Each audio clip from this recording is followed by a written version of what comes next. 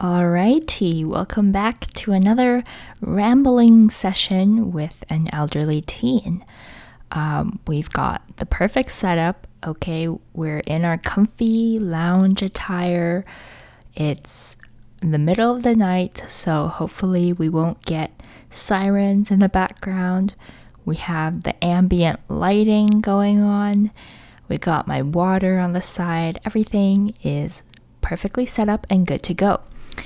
So today we're going to be discussing a highly anticipated, highly requested topic, which is my IB experience. And this is a lengthy topic of discussion, and it actually could be an entire podcast in itself, but I'm just going to make it a little mini series on this one instead, and hopefully over the next few weeks you'll get a good overview of what my IB experience was like. So this week I'll sort of be discussing what the IB program is, why I want to talk about my IB experience, and also why I took IB. And then later on I'll be discussing the many different side effects of IB, the mental side, the physical side, the social side, the academic side, and I'll basically be giving my 2 cents on all of those. And then for the very last episode in this series, I'll just be giving some overall conclusive thoughts on IB, some tips and tricks for all you aspiring IB students. And I'll also be answering the question, was IB worth it? Okay, because when it comes to the IB program, I find that a lot of people experience Stockholm syndrome. You go through such a torturous, grueling 2 to 3 years of your life, and then somehow you come out of it saying, that wasn't even that bad. And I wonder if this is just me, because I don't feel that way. All of the people I've asked, do you regret taking IB? Was IB worth it to you? They tell me, it was stressful in the moment, but now that I look back, it was not even that bad. It was totally manageable. And I wonder if I'm the one overreacting, or if I'm just not seeing something all these other people are seeing, because I don't feel that way, okay? Looking back, IB was probably the worst 3 years of my life. Very little good things came out of my IB experience, and I just want to talk about it because I don't think enough people fully discuss the cons of IB. People always say IB is hard and difficult and stressful and overwhelming, but what exactly does that mean, Because when I was applying, I heard that all the time. IB is not for the faint of heart. It's very difficult, but how do you know what that means if you've never been in it before? Because stress and difficult is a very subjective thing. Something that's stressful for one person could be a walk in the park for someone else, and vice versa, right? So how do you know what's difficult? So I'm just going to give you my perspective to add some diversity to this conversation about IB, because the only perspective I see out there is IB is hard, but at the end of the day, it's worth it. At the end, when you graduate, everything's going to be fine and dandy, and you're going to walk out of there thinking, wow, gee, I am so glad I made that decision. And I disagree, so we're going to talk about that. And just forewarning, if you're, looking to apply to IB, or if you're super pro IB, maybe this is not the series for you to listen to, because these next few episodes will probably be very anti-IB, and will likely deter you from taking the IB program. And I'm in no way trying to bash on the IB program. I'm just giving you my perspective, and most of it paints IB in a very negative light. So just that forewarning, if you're super pro IB, if you're hoping to gain some confidence before you apply for the IB program, maybe this isn't for you, okay? But with that note, keep in mind that this is just my experience, right?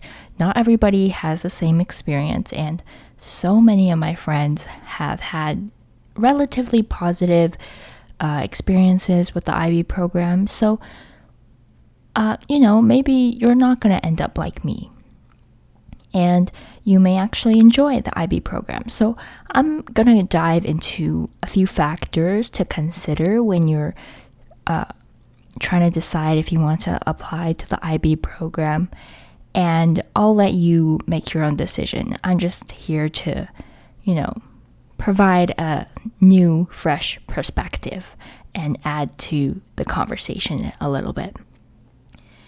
So before we begin, I just want to say that I've gotten a few comments, particularly from one individual, that a 50-minute podcast is too long for the Gen Z attention span, apparently. So I'm going to try to keep it short, maybe to half an hour or so, but I can't guarantee that because honestly, there's just so much ground to cover, and I've already split up all my topics into different episodes, so I don't know how much shorter it can get, but we're going to try, okay? So to start off, I'm just going to go over what exactly IB is, because some of you may not know. So we'll start from there. Basically, the IB program is this academically rigorous program for people who want more of a challenge with their schoolwork. So I would say it's comparable to the AP program or the GT program, if you know what that is. It's basically just a more advanced academic program for those high achieving students that want more of a challenge with their schoolwork. Now, I'm not going to go into the nitty-gritty details about what the IB program really entails because it's really complicated. There's a bunch of acronyms, there's a bunch of assignments you have to do, there's a bunch of requirements. It's all just very, very complex. And I'm not here to explain that because that's not the purpose of this. I'm sure there's plenty of other videos out there explaining all of this. I'm just here to give you my personal experience, not the logistical part of IB, right? So I think for this first episode in the series, I'm going to discuss the reason why I took IB and why other people may have taken IB, because I think this is a crucial factor when deciding whether or not you want to be in the program. And this is the one question that all the teachers will ask you, the IB coordinator will ask you this, the application form will ask you this. It's a big question, which is, why do you want to take IB? And there's a stereotypical answer that every single person will give on their application, which is, I just find my schoolwork so boring. I'm not being challenged in class, and I just want something more because I am just so passionate about learning, and I am ready to take on the challenge of IB, and I know I will succeed because I am just so passionate about learning, right? That is the cliche answer that every single person will give on their application. And that is perfectly fine. I probably wrote something like that on my application. I honestly don't even remember because I wrote my application essay on a bus. Probably not a good sign and most definitely foreshadowing of what was to come.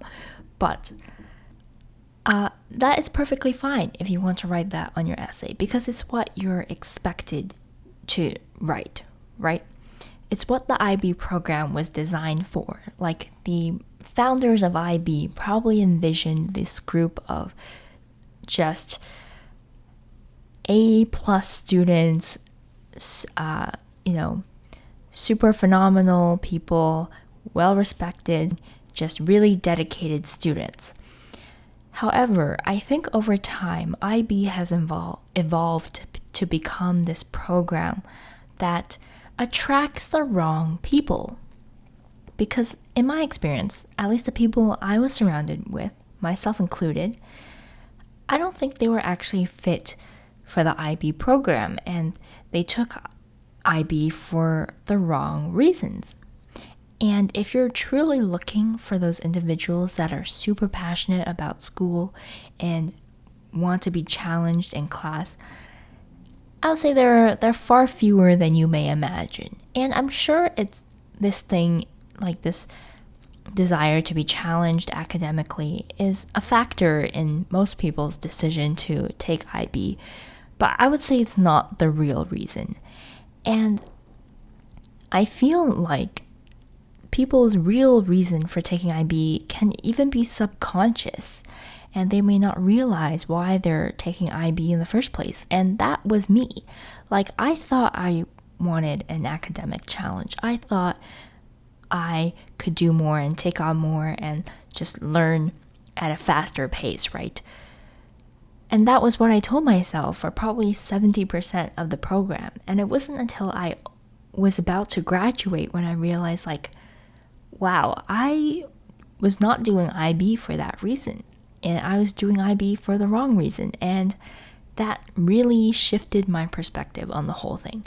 So let's discuss some of the reasons why people take IB. So first reason, like I said, is the most straightforward, by the books reason. You want an academic challenge. You don't feel particularly, your brain isn't really working. The gears aren't turning because everything is just so easy for you, right? Second reason, I would say, is more of a practical reason, which is for the university credits. And this is something that I find was actually like a pretty big factor in my decision to take IB, because the IB program, at the end of the day, it is genuinely a more advanced program, and you do learn a lot of material in a very short span of time. And in doing so, you probably cover your first year university's worth of material. And so I found that after going into university for my first year, a lot of the stuff being taught in lecture I already knew from IB. And that definitely made the transition from high school to university a lot easier. And I think that was actually one of the biggest benefits of IB, was sort of lightening the load on that big life transition and sort of acting as a buffer, right? Because you don't have to learn as much. You're kind of just enhancing what you already know. And on top of that, IB courses do give you university credits a lot of the time, right? Of course, it depends on the institution. Some may only give you, one class's worth of credit. Some only take HL courses. Some may take SL and HL. Some may take certain subjects, but not others. So it really depends on your institution. For me personally, I think I got ripped off in this aspect, because I did get credits, yes, but they don't really count for anything.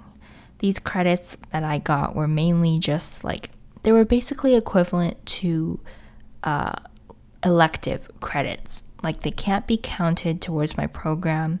They can't be used to get into any program. They can't be used to fulfill a degree requirement. Like, these credits that I got were essentially useless. They were just like bonus credits. But I know some people at other schools, they got like a semester's worth of credits, and so they can even graduate early. So I think it really depends on what school you're going to, what classes you're taking, what IB classes you're taking, and what major you're going into. So I would just research that ahead of time so you don't rip yourself off like I did. Okay, so that was a shorter one. The third reason I would say is social pressure. And by that, I mean the pressure to be on par with your peers and to be in the same classes as your friends. And I know this is this is a reason that is frequently just tossed to the side. Like, you should not be doing IB because all your friends are doing IB. But I think that's false. Like, in the back of your mind, you are doing IB because your friends are doing IB, right? Because you are hanging around these people all the time. You're in the same classes every single day. You have the same courses. You can relate to the same problems. You're doing the same assignments. And this is for 2 to 3 years, right? So it's pretty important. And people can say that they're not doing IB because their friends are doing IB. But think about it this way. If all your friends were in IB and you were the only one not, automatically all those friends would be gone because there's no opportunity for you to hang out with them, maybe aside from lunchtime or on the weekend or something, right? You can't relate to the same things. You're not running in the same social circles. Nothing about you and your friend group is the same anymore. And so it literally cuts you off right there. I do think that socially, there is a very big consideration to be had there, right? And as far as I know, most friend groups went into the IB program or stayed out of the IB program together. Very few friend groups split up, right? So I do think it's a pretty important factor. And on top of that, just the need to be comparable to your peers. And by that, I mean the IB program is designed to attract, high-performing students, right? And I don't mean that in a pretentious way, just objectively speaking, these students are generally higher performing in school. And because of that, there is a bit of an ego with these students, myself included, right? There is an ego to be fed and sort of keeping the status as the king of the court and sort of maintaining this title as a smart one or the person that gets straight A's and is just basically really smart. There is sort of a title to be had with IB. And I think some people want that title for themselves so that they can brag about IB. And this is actually something that really annoys me about students in IB, is that they complain a lot. And because they're in such a rigorous program, they feel entitled to complain a lot, as if other people don't have struggles, right? And as if other people aren't feeling stressed, and as if other people have no right to be overwhelmed because they're not doing IB like the IB kids are. And I know this is so hypocritical of me to say because I am sitting here complaining about the IB program. So maybe I should take my own advice here.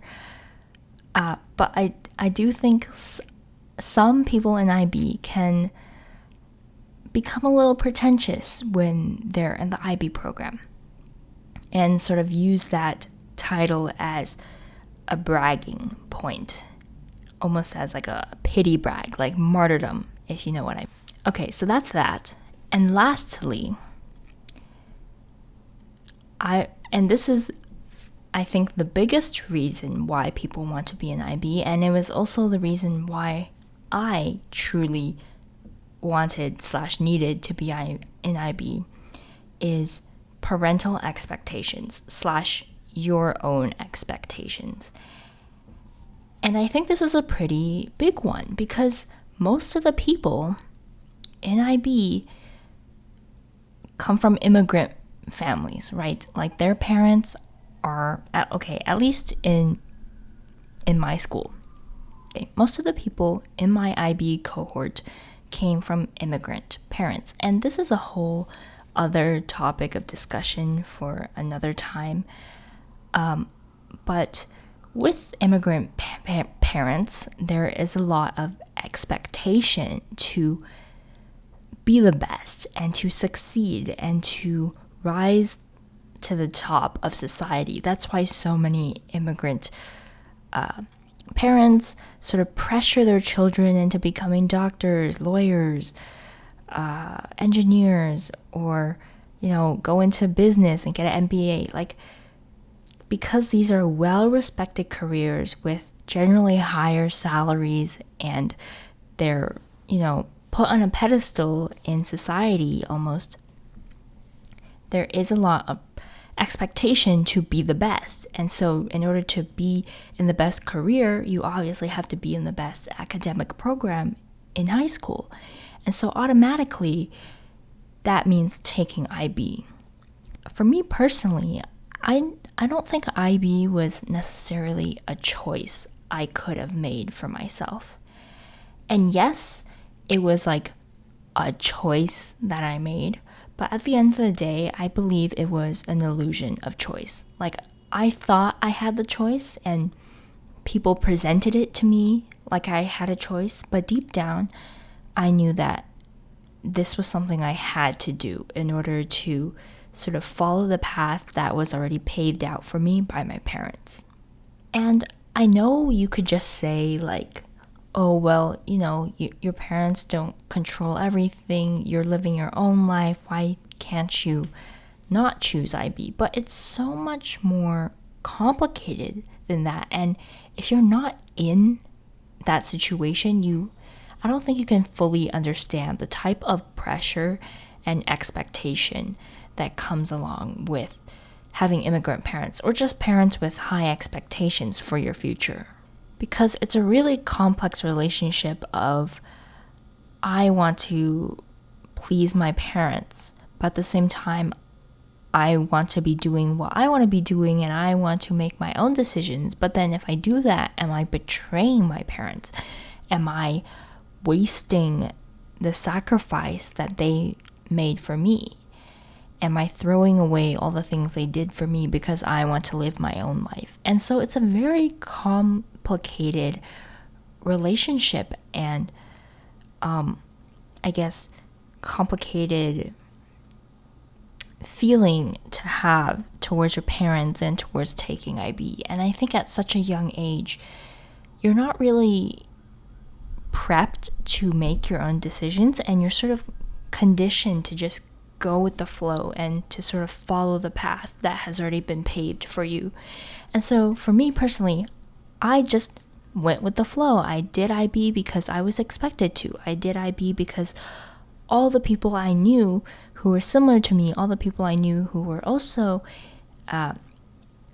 second generation immigrants with immigrant parents with high academic expectations, they all went into IB. So naturally, I went into IB. And more than that, it's also this desire to prove your own worth almost.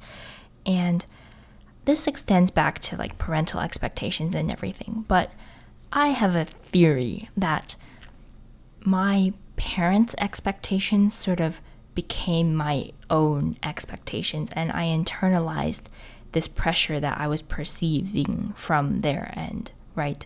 So I sort of, I guess, gaslighted myself into thinking I wanted what they wanted, and I was doing this because I wanted it, right? So I convinced myself that I wanted to do IB because I want to be in one of those top careers. I want to be making a lot of money in the future. I want to succeed, right? And this is how you do it. You take IB, you go down the path, you do all these things.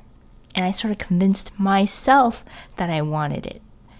And I think a lot of people do that. And it may even be a coping mechanism because please, someone tell me, how can you go into an IB biology class and every single student wants to become a doctor? Like, that is simply not realistic and probably statistically impossible. So it makes me question, like, how many of those people really want to be doctors? Or are they just doing it because their parents want them to? Or are they doing it because society wants them to? Or have they convinced themselves that they want it for themselves because other people want it for them? It's a lot to think about, because a lot of this is in your own subconscious, and it takes a lot of reflection and thinking to really understand why you want to be in IB. And as I briefly mentioned before, another aspect of this is just to become one of the elite.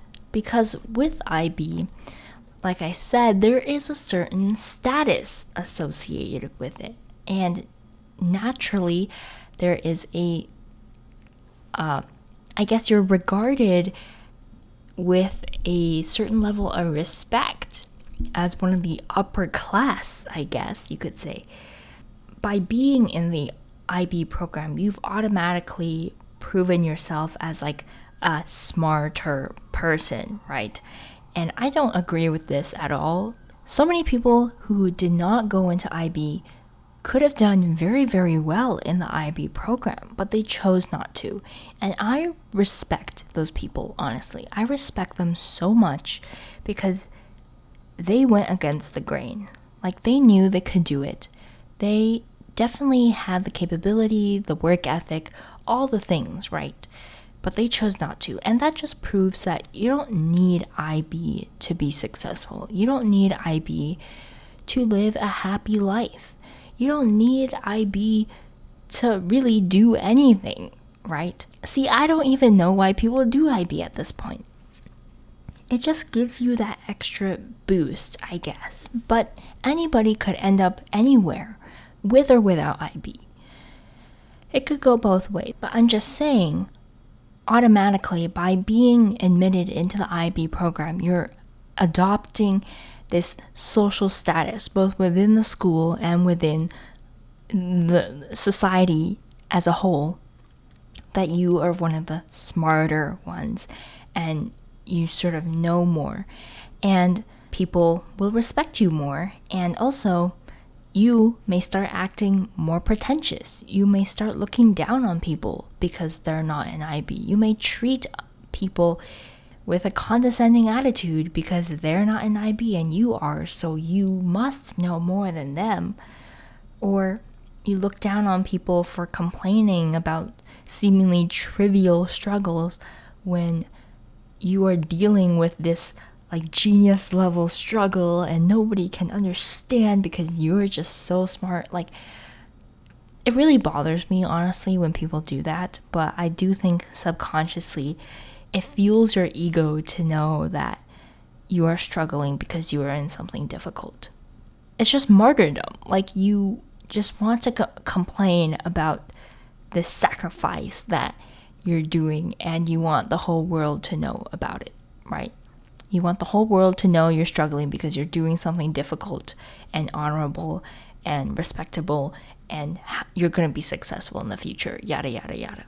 So now I'm going to go into the tips and tricks portion of the episode. And I'm going to do this in every one of the IB episodes because I think there needs to be some sort of positive note in these episodes, and I can't just be a Debbie Downer all the time. I'm trying to adopt a more optimistic outlook on life. So I'm going to give you some advice. If you're looking to apply to the IB program, some things you need to consider. Okay, first of all, you need to consider how good are you at stress management and how good are you at time management. Okay, those are the two important factors, because at the end of the day, I would argue that the academic side of IB is not necessarily the most difficult part. Because if you're considering IB, you're probably qualified to succeed academically, right? If you put in enough effort, if you put in enough time, you can succeed in IB. But I think where a lot of people meet their downfall is with the stress and with the time management. Because a lot of IB is a mental game, okay? It's a very prolonged time period of extreme stress. There's a lot to juggle all at once. And the main pickle I had to pick with IB is that they don't really give you instructions on anything. So a lot of the assignments you just have to navigate on your own, and you sort of have to figure it out. And nobody knows what they're doing, and everyone's just copying off of each other and sort of just stumbling in the dark, right? So I would say that's the part I struggled with the most, was trying to figure out what the heck am I supposed to do? And how the heck am I supposed to write this? How am I supposed to structure this essay? How am I supposed to set up this lab report? All these things. You're just doing a lot of things for the first time, and it's a lot at once. And so there's a high level of stress. And on top of that, burnout is so prevalent because you hardly get the chance to catch a break, right? And I'm going to dive into this more with the mental side effects episode next time. But overall, there's just a lot of burnout, a lot of stress, a lot of impending doom, basically. Second factor to consider is your time management. So are you good at managing long-term deadlines? That's the defining feature of IB that I wasn't necessarily expecting. Because a lot of the assignments in IB are due, 1 or 2 years down the line, or even months down the line, right? Can you manage your time properly with the time you are given? Can you break down a super large assignment into chunks and finish it on time? Because you can't procrastinate a 4,000 word essay and expect to do well, right? So I would say that's the main difference, is IB is full of these massive assignments, but you're also given massive chunks of time to work on it. So it's important to consider, are you the type of person that finishes things the night before? Are you the type of person that gets a head start? Are you the type of person that breaks things down? Are you the type of person that gets really stressed out with long-term deadlines? All things to consider. I would say those two things. If you're good at managing stress and you're good at managing your time, you are probably in good shape to succeed in IB. Now, if you're like me, who was, pretty good at time management, but absolutely sucked at stress management, probably not the best, because I would say that your stress will inevitably affect your time management. Your stress will slowly wear you down until you're procrastinating all the time, when you're just tired and burned out and you're anxious. It will inevitably affect your time management. And I think that was sort of what broke this, what's it called? The straw that broke the camel's back, right? It just started this endless snowball effect that sort of broke down the entire system I had established from junior high. Now, if you're the other way around, where you're good at time management, or you're good at stress management, but you're very bad at time management, I would also not suggest going into IB, right? Because then you run the risk of just not caring. It's good that you're not stressed, but also you're not getting any of the work done. So you probably won't do well, but at least you don't care. So I don't know. I guess it could go either way with that, right? If you don't care, you could do whatever you want. So I would say best case scenario is you're good at time management, you're good at stress management, and you have like a relatively good academic foundation. You don't need to be a genius. You don't need to have all A's. You don't need to be the smartest person in your class. You just got to be ready to work hard and manage your stress properly. And I would say the second big piece of advice I have for you, if you're looking to apply to the IB program, is you need to have a strong why. And I think this could apply to any decision you make in life.